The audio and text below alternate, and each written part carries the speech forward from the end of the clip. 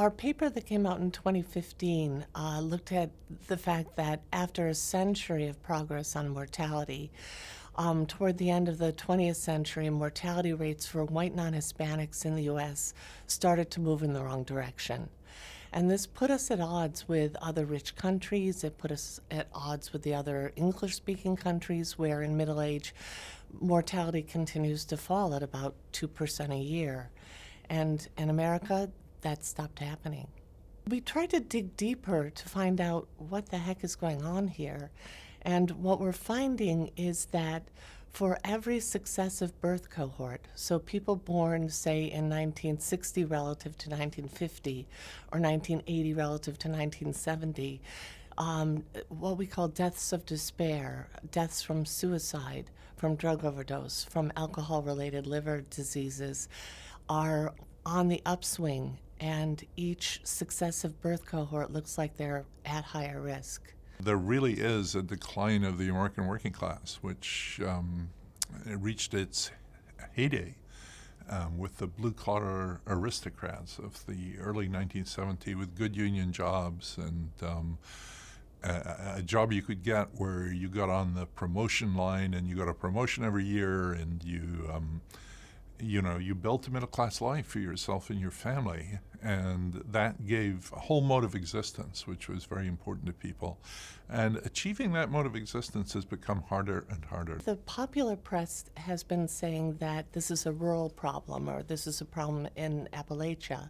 And indeed, that is true, but by geography, this is happening throughout the U.S.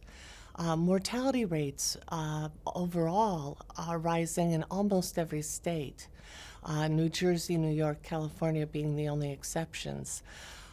So this is a problem in cities, it's a problem in suburbs, it's a problem in rural areas.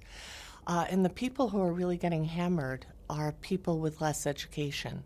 It's almost as if now there are two Americas, one for people who went to college and one for people who didn't. And it's the people who didn't go to college who are actually facing these larger mortality rates. The opioid crisis in America certainly is an accelerant to what's been going on. There are enough prescriptions written for heavy-duty painkillers now in America to feed every adult in America around the clock for a month. This paper for Brookings has already filled my email box this morning with letters from people who want to tell us their stories about people they've lost to suicide, people they've lost to drugs, or their own fears about growing old and not having enough resources. We've got a very vulnerable group here that's been very badly hurt in lots of ways, and these people in middle age, say from 50 to 54, 45 to 54.